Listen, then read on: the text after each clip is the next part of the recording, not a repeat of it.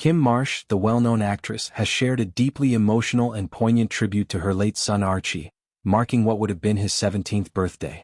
Archie was tragically stillborn after Kym's pregnancy reached 21 weeks, an event that occurred in February 2009.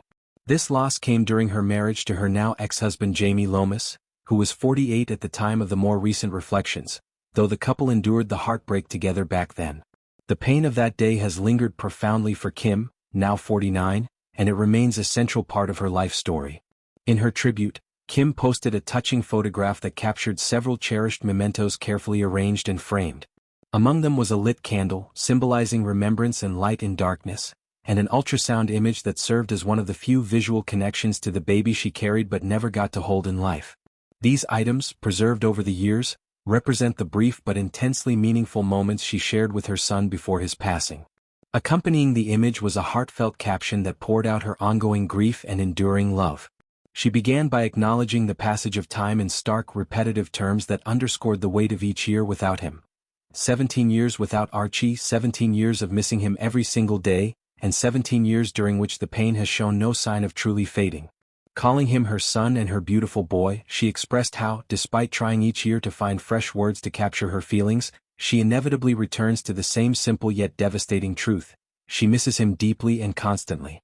Kym allowed her mind to wander into the bittersweet territory of what-ifs, wondering aloud what Archie might have been doing on this particular birthday if fate had been kinder.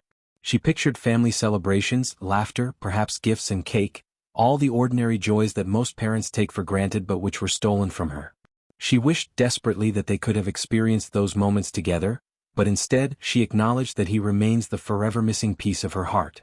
On this day dedicated to him, the family would celebrate the precious, fleeting time they had with Archie, holding those memories close and cherishing them eternally. She extended her thoughts to other family members who had passed, mentioning that she believed Archie's granddad, affectionately called Granddad Mustache, would be by his side in the afterlife.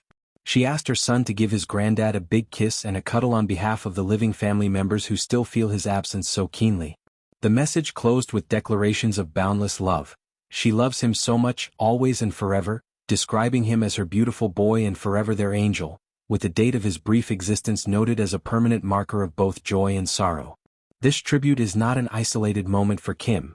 She has spoken openly in the past about the challenges of grieving a child lost to stillbirth.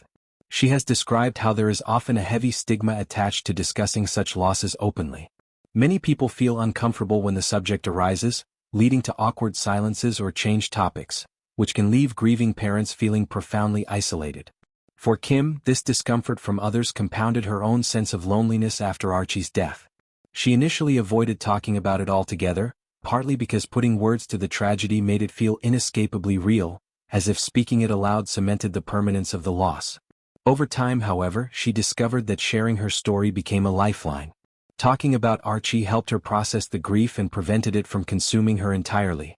It also fostered healing within her family unit. By encouraging others to speak about their own experiences of losing a child, she hopes to chip away at the taboo that surrounds the topic. She has emphasized that nobody wants to confront the reality of a baby who has died. It unsettles people and disrupts the usual flow of casual conversation. But avoiding the subject only deepens the isolation for those who are living through it. In one candid reflection, Kym explained how she felt very alone as a mother in the aftermath. The world seemed to move forward while she remained stuck in a place of profound sorrow. Yet, when she and her family began to open up to one another, they realized that everyone was suffering in their own way. This shared vulnerability became the key to pulling them closer together rather than allowing the grief to drive wedges between them. The more openly they discussed Archie, the more they witnessed positive change in their own dynamics and in the broader understanding of others. Still, she recognizes that much more work remains to be done to normalize these conversations and provide better support for bereaved parents. Now, Archie is very much a living presence in the family's daily life, even though he never had the chance to grow up. Kym makes a conscious effort to speak about him regularly, ensuring that he is never forgotten or pushed to the margins. Her youngest daughter with Jamie, Polly, who is 14, has grown up knowing Archie only as her big brother who exists in stories, photographs, and family traditions. Polly often expresses a wish that he were there physically, imagining how he would defend her in sibling squabbles or stand up for her in other ways. Kym reassures her that, yes, he absolutely would have been that protective older brother. Kym's two older children from previous relationships, David, now 29, and Emily, 28, have their own families, and their children have been raised to know who Archie is. The grandchildren talk about him as a real and significant member of the family, understanding his place in their lineage even though they never met him.